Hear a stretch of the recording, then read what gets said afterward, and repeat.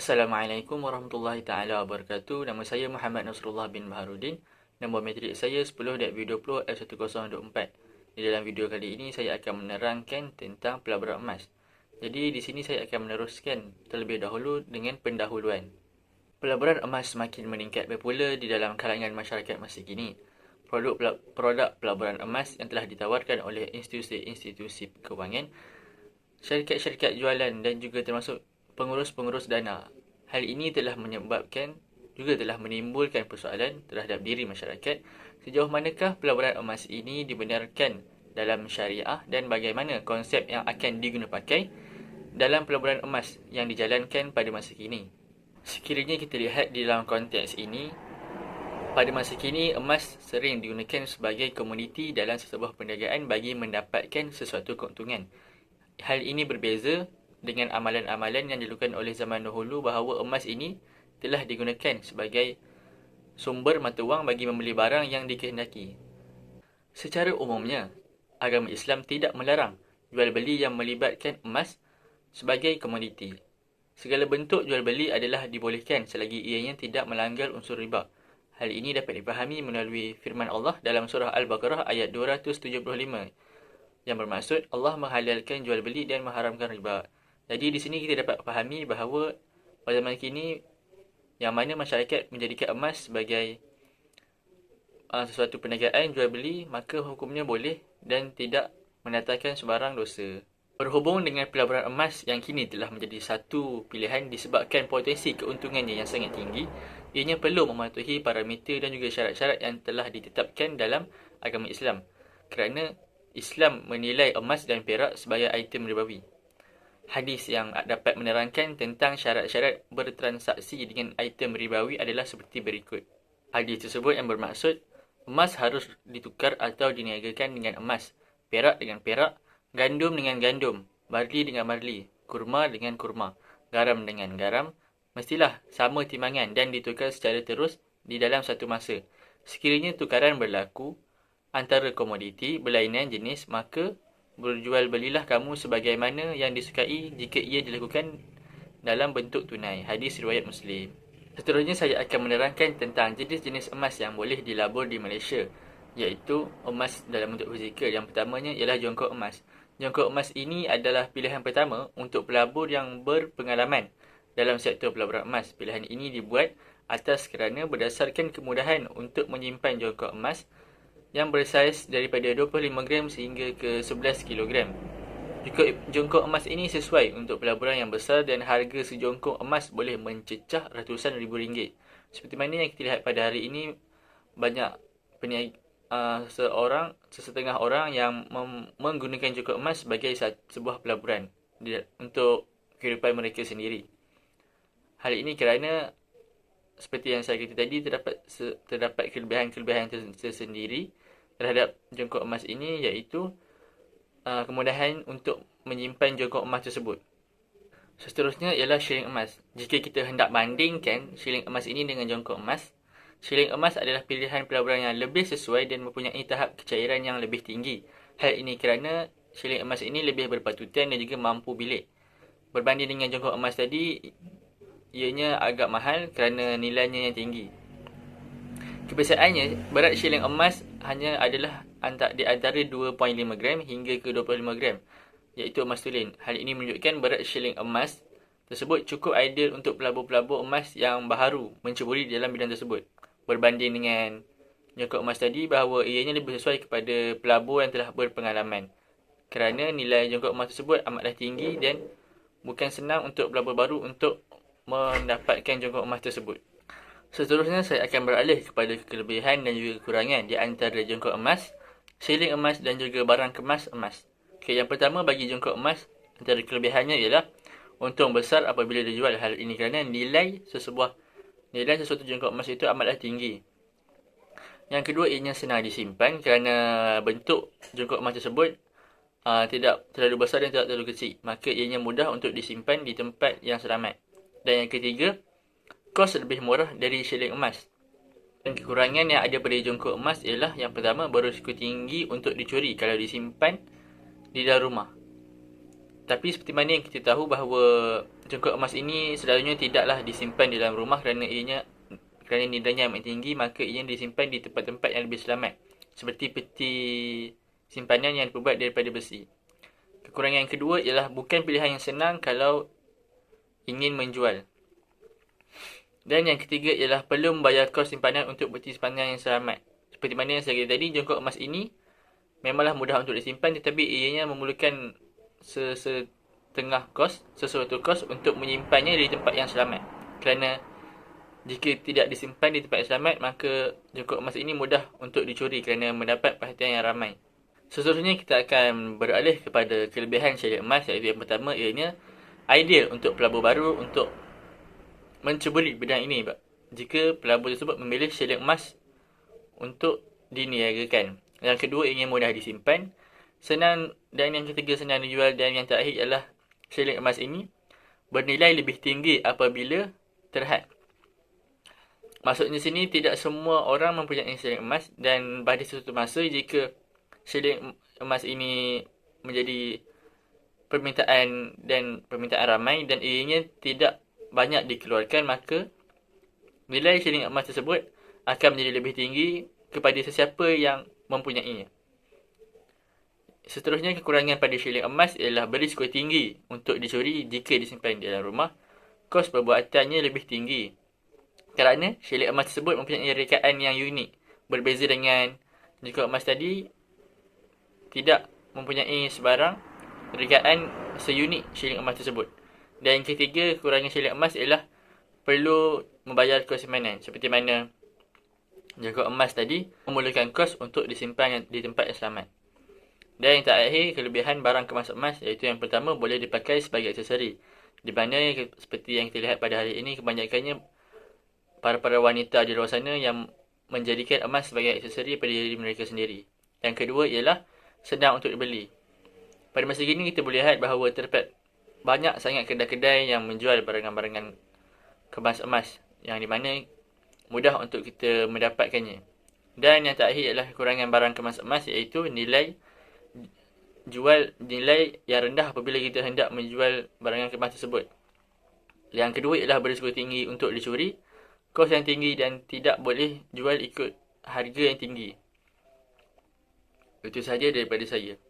Assalamualaikum warahmatullahi wabarakatuh. Nama saya Muhammad Faris Izzat bin Azlan. Nombor matrik 10 DIB 20F1036. Assalamualaikum warahmatullahi wabarakatuh. Nama saya Muhammad Faris Izzat bin Azlan.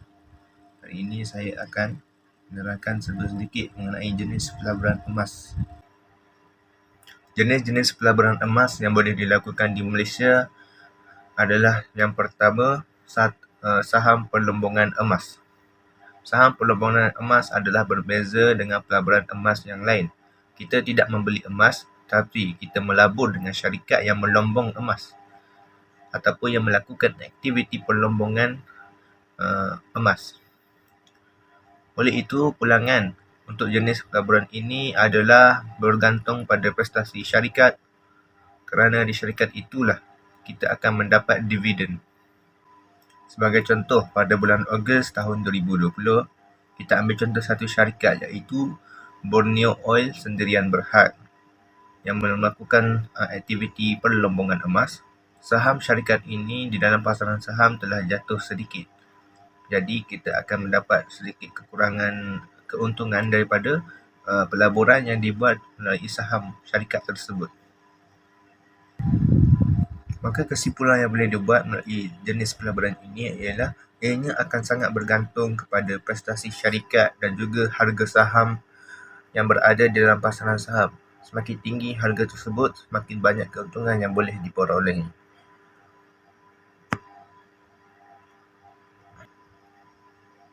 Jenis pelaburan yang kedua pula ialah pertukaran dana dagangan emas ataupun lebih dikenali sebagai gold ETF. Sama sahaja seperti saham perlombongan emas, cuma kita hanya boleh melabur dalam ETF yang berasaskan ataupun disokong oleh emas. Secara amnya, jenis ini adalah EFT komoditi yang mengesan dan mengikut harga emas semasa di dalam pasaran emas. Gold ETF ini sangat sesuai jikalau kita baru sahaja hendak memulai atau hendak mengurangkan risiko pelaburan yang lain. Sebagai contoh, jika kita mempunyai beberapa portfolio pelaburan yang berisiko tinggi, maka melabur dalam gold ETF adalah satu pilihan yang sangat bijak dan baik. Selain itu, antara jenis pelaburan emas yang boleh kita lakukan di Malaysia ialah melalui akaun pelaburan emas ataupun gold investment account yang sering ditawarkan di bank-bank di Malaysia. Untuk pelaburan jenis ini, kita perlu membuka akaun pelaburan emas di bank-bank pilihan kita. Kebanyakan pelabur lebih gemar menggunakan cara ini kerana mereka boleh membeli 99.9% emas tulen secara digital. Antara bank yang boleh menawarkan servis seperti ini adalah Maybank, Public Bank, CIMB Bank, UOB Bank, HSBC Bank dan Kuwait Finance House. Tambahan lagi, kita boleh mengeluarkan pelaburan ini dalam pelbagai jenis sama ada secara tunai, emas fizikal atau pindahan ke dalam akaun semasa ataupun akaun simpanan pelabur. Kita juga diingatkan bahawa akaun pelaburan emas ini tidak mempunyai faedah, dividen dan tidak diinsurансkan oleh Perbadanan Insurans Deposit Malaysia, PIDM. Sesetengah organisasi bank juga akan mengenakan caj untuk membayar upah, penukaran dan perkhidmatan. Seterusnya, saya akan meneruskan dengan menerangkan ataupun memberitahu mengenai kekurangan dan kelebihan sebagai seorang pelabur emas. Kelebihan sebagai seorang pelabur emas ialah emas mempunyai kenaikan nilai dan harga dari semasa ke semasa. Selain itu, emas boleh melawan inflasi dan melindungi diri dari sebarang krisis kewangan. Selain itu, permintaan ataupun demand untuk emas meningkat dari semasa ke semasa berdasarkan pasaran global. Seterusnya, sifat emas itu yang unik dan mempunyai risiko yang rendah untuk dilaburkan. Manakala untuk kekurangan melabur emas ialah yang pertama, nilai perindustrian ataupun komersial yang sedikit, nilai utility yang sedikit, satu jenis komoditi yang kurang dapat menghasilkan dividen dan juga prestasi jangka masa panjang yang rendah. Sekian daripada saya. Terima kasih. Assalamualaikum. Assalamualaikum warahmatullahi wabarakatuh. Nama saya Muhammad Syahir bin Muhammad Syafi'i. Nombor matrik saya 10 DIB 20F1016. Seterusnya, saya akan menceritakan tentang contoh institusi bank yang menyediakan perkhidmatan pelaburan emas. Sebagai contoh, Maybank, produk berbentuk akaun pelaburan emas yang diberi nama sebagai Maybank Islamic Gold Account I, MIGA, sempang I dalam kurungan, telah dilancarkan oleh Maybank Islamic Berhad pada hari Isnin, iaitu bersamaan dengan 17 Mei 2021. Seterusnya, saya akan menceritakan tentang apa itu Maybank Islamic Gold Account I, MIGA I. First sekali, akaun Maybank ini membolehkan pelanggan membuka akaun atau membeli dan menjual emas serta memindahkan emas semuanya secara atas talian saja dengan Maybank to you. Maksudnya pelanggan ataupun tetamu boleh just jual emas mereka ataupun pindahkan emas mereka hanya menggunakan satu app yang dinamakan Maybank to you. Selain itu, emas yang ditawarkan oleh pihak Maybank adalah 999.99 tulen yang diakreditasikan oleh London Bullion Market Association, LBMA. And then kita tanpa perlu menyimpan emas atau membimbangkan keselamatan pemegangnya. Selain itu, akaun Maybank tersebut adalah akaun yang patuh syariah, tidak melanggar hukum Islam lah maksudnya. Selain itu, pelanggan boleh menebus baki emas dalam akaun mereka dari sekecil 1 gram sampailah sebesar 1 kilogram. Selain itu, hukum pelaburan emas Maybank iaitu adalah sebuah pelaburan emas yang patuh syariah. Jadi halal untuk kita melabur emas dalam akaun Maybank. Seterusnya saya akan menceritakan tentang Bai' al-Asyah, transaksi jual beli emas. Rasulullah SAW pernah bersabda, yang diriwayatkan oleh Abu Ubadah bin Al-Samit, yang bermaksud, saya akan bacakan hadis tersebut: jual beli atau pertukaran emas dengan emas, perak dengan perak, gandum dengan gandum, barli dengan barli, tamar dengan tamar, dan garam dengan garam, hendaklah dengan kadar yang sama timbangan ataupun sukatannya, dan hendaklah berserta penyerahan bersama oleh kedua belah pihak. Maksudnya penjual dan pembeli.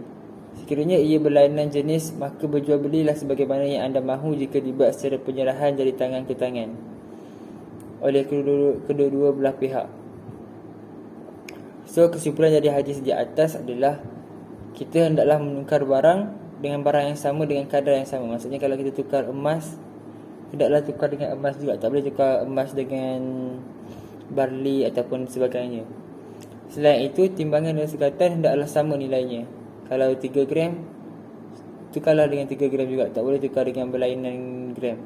Kalau tukar berlainan gram, kita hendaklah melakukan transaksi jual beli. Okey, seterusnya ia melibatkan 6 item ribawi. Selain itu, syarat jual beli emas bagi tujuan pelaburan yang pertama adalah berlakunya proses penyerahan emas tersebut sebelum berpisah. Maksudnya penjual jual barang itu kepada pembeli. Maksudnya kita kena bagi barang tu secara depan-depan. And then transaksi jual beli emas tersebut hendaklah bebas daripada sebarang penangguhan ataupun hutang dan sebagainya. Maksudnya tak boleh ada tangguh-tangguh bayaran ataupun kita hutang dulu bayaran tu. Selain itu, nilai emas tersebut haruslah dengan kadar harga yang telah ditetapkan oleh berat timbangan. So, harga emas tu kena ikut pada harga yang telah ditetapkan oleh berat timbangan. Antara 6 jenis item ribawi tersebut adalah emas yang pertama, yang kedua perak, yang ketiga gandum, yang keempat barli, yang kelima kurma, dan yang keenam garam. Seterusnya saya akan menceritakan tentang kaedah fikiyah yang kami amalkan dalam tajuk pelaburan emas ini. Saya akan bacakan tentang kaedah tersebut, iaitu apabila perkara halal bercampur dengan yang haram, maka yang haram akan mengatasi yang halal. Jadi ini bermaksud selagi pelaburan emas itu tidak bercanggah dengan hukum syariah ataupun hukum agama Islam, maka ia dibenarkan mengikut syarak. Jadi untuk mengelakkan perkara-perkara yang melanggar syariah berlaku, kita hendaklah mengelakkan berlakunya perkara-perkara haram tersebutlah. Contohnya mengamalkan konsep judi dalam pelaburan emas, ataupun konsep riba, ataupun konsep-konsep yang boleh mendatangkan haram, yang menyebabkan pelaburan emas itu tidak akan mendapat keberkatan di sisi Allah Subhanahu Wa Taala.